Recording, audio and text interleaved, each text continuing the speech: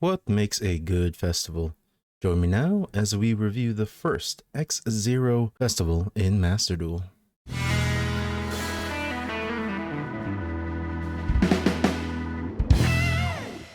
Greetings and salutations everyone, this is No Code Gaming, and I'd like to welcome you back to another Master Duel video and the review video for the exzero festival. So, I have three key criteria when looking at the festival and reviewing it.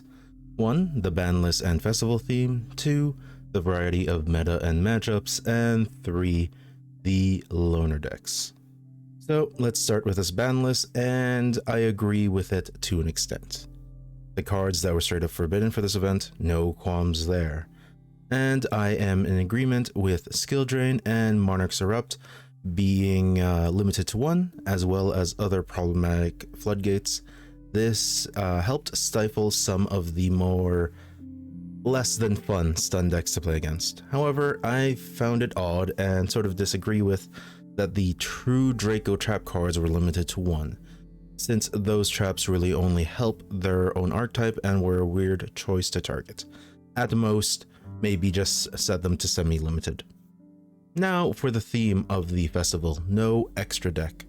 At first I thought that this was interesting, no need to handle Halkidon combos, into pitch, into blah blah blah blah blah blah, as I see enough of those in rank.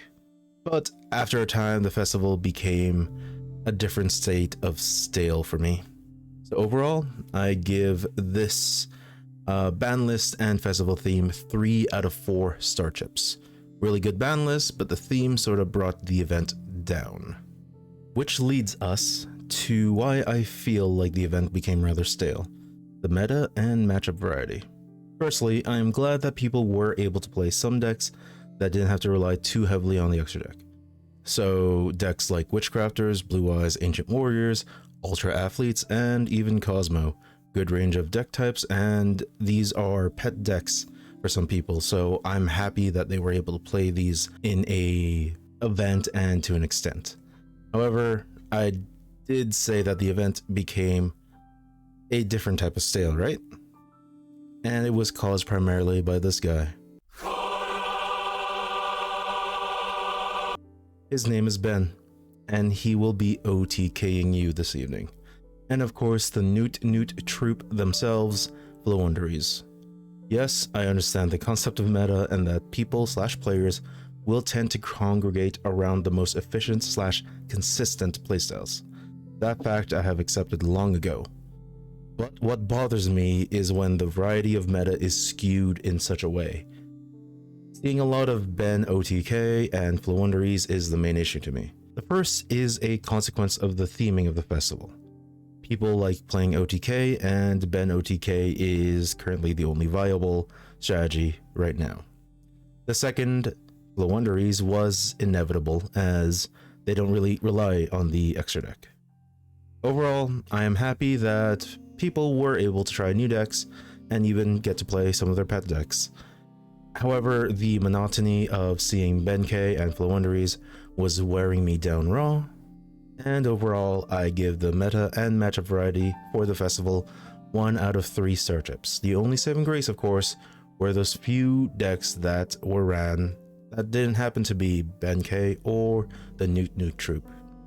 And speaking of decks that people were wont to play, we get to the final category for this review, the loner decks. The reason I make the loner deck such a prominent category is because some people do not want to potentially waste crafting points on a deck that they may only play with for 2 weeks at most.